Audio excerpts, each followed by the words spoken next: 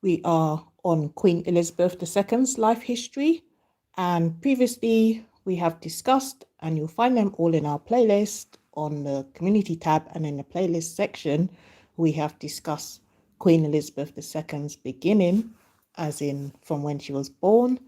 We discussed her early life. We discussed heir presumptive. We discussed Second World War, her marriage, her reign, her early reign, political reforms and crises, perils and dissent, her turbulent years, dawn of the new millennium, Diamond Jubilee and milestones, pandemic and widowhood, Platinum Jubilee and beyond, and sadly her passing. That was session number 15. That was about her death.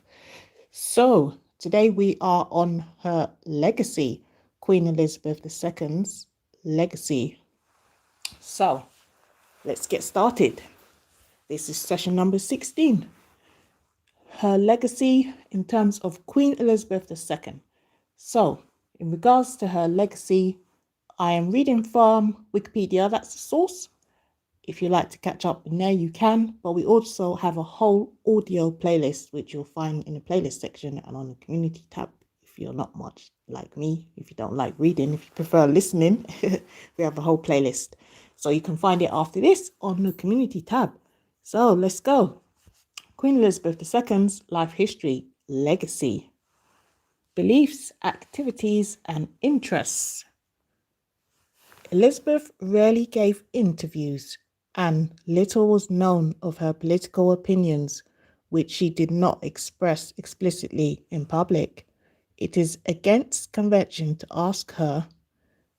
I do apologize. It is against convention to ask or reveal the monarch's views.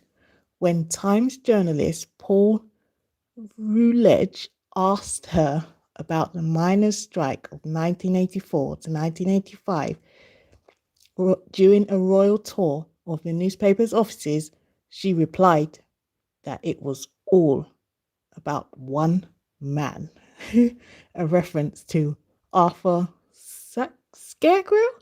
Scarborough, sorry if I mispronounced that, with which Routledge disagreed. Routledge was widely criticized in the media for asking the question and claimed that he was unaware of the protocols. After the 2014 Scottish independence referendum, Prime Minister David Cameron was overheard saying that Elizabeth was pleased with the outcome. She had arguably issued a public coded statement about the referendum by telling one woman outside Balmoral Kirk that she hoped people would think very carefully about the outcome.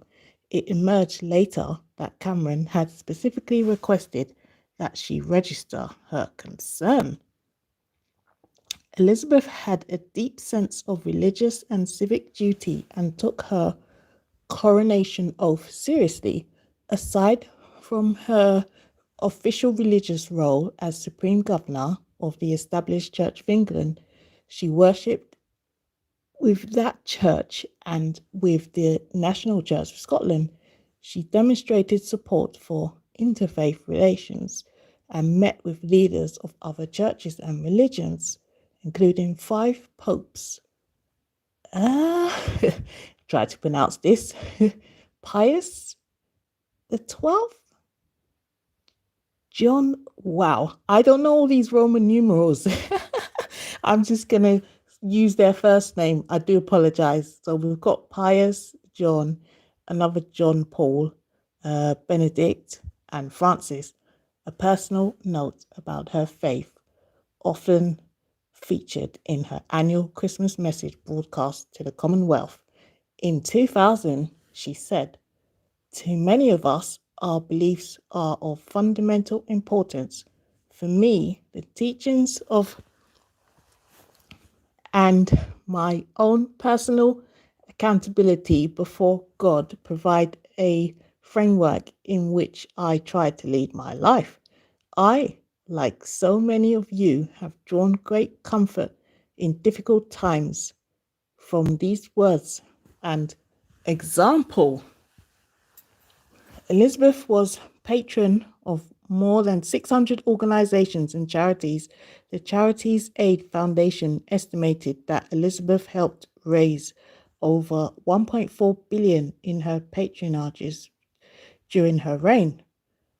Her main leisure interests included, I can't pronounce this word, equestrianism and dogs, especially her Pembroke Welsh corgis. Her lifelong love of corgis began in 1933 with Dookie, the first of many royal corgis. Scenes of a relaxed, informal home life were occasionally witnessed. She and her family from time to time prepared a meal together and washed the dishes afterwards.